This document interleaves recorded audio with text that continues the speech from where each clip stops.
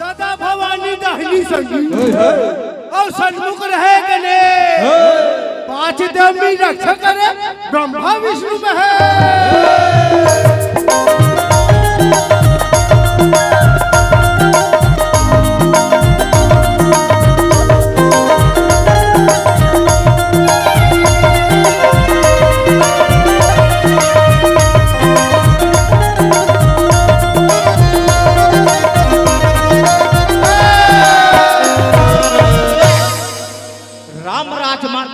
संगी अब कृष्ण राजमा घीरे अच्छा अब कलयुग में चा मिले संगवारी भूख भूख के पीरे